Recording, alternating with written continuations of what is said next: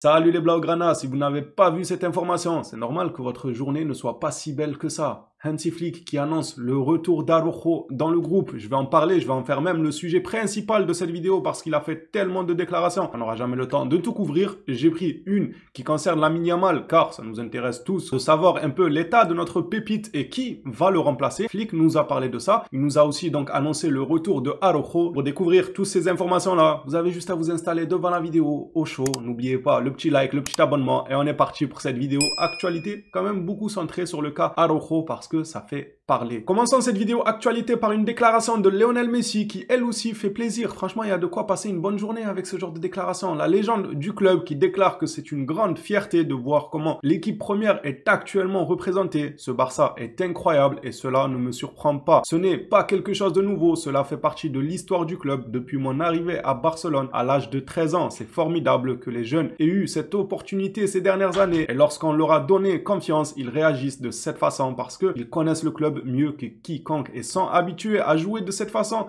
dès leur plus jeune âge. On connaît la Masia, c'est une école où dès le berceau on t'inculque une certaine manière de jouer. Ces choses se produisent et elles se sont également produites à notre époque. Il y a beaucoup de nostalgie dans le message de Messi. Il repense à son époque où lui aussi il a émergé avec tellement de jeunes autour de lui. Bon, c'était pas tous en même temps, par contre quand même une saison après, 2 saisons après, voire certains à la même saison. Tout ce groupe de jeunes là qui ont émergé 2009, 2010, 2008, ça fait rappeler un peu cette époque-là.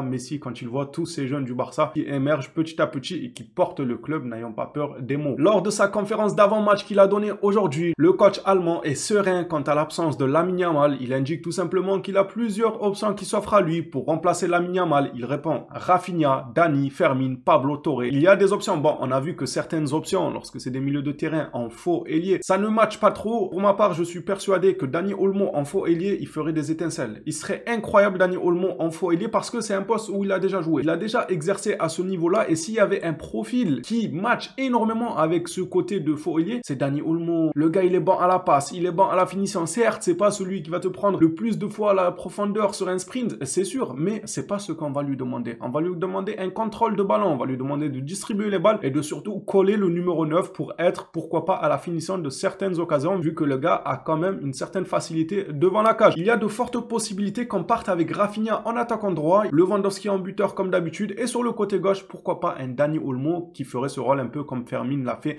Malheureusement, c'était pas si bien fait que ça lorsque Fermin a joué à ce poste-là. Je pense que Dani, ça sera un peu plus simple à le mettre là. Et ensuite, pour le poste de MOC, là, on peut éventuellement mettre Pablo Torre, mettre Fermin, voire Pedri. Si Frenkie de Jong est réellement sur la bonne voie du retour, il y a de quoi faire, les gars. Le coach allemand le dit, moi, je le confirme. Franchement, on a de quoi rafistoler un peu. Ça aurait pu être pire. Au vu de notre profondeur de banc, franchement, ça aurait pu être pire. On s'en sort plutôt pas mal. Évidemment qu'on espère tous le retour de Lamine Yamal le plus rapidement possible. On va terminer cette vidéo actualité sur cette information qui pour moi est la plus belle de la journée. Malgré la déclaration de Messi, tout ça, c'est mignon, il pense aux jeunes, il est fier de voir les jeunes émerger comme ça et tout. Mais les gars, là on parle de concret, on parle de ce qui se passe au club actuellement. Araujo est de retour et ça fait beaucoup parler entre ceux qui sont contents, moi je suis content évidemment, et ceux qui disent que ça y est, c'est la fin du hors-jeu. Je vous jure, vous le voyez vraiment comme un type bête et c'est dommage parce qu'il n'est pas bête. Alors peut-être on peut avoir le doute. Par contre, affirmer que avec lui le piège du hors-jeu c'est terminé, ça y est, il est bête, il va faire des erreurs inutiles et tout. Franchement, je trouve que vous en faites trop. Certes, il nous a plombé le match contre le PSG,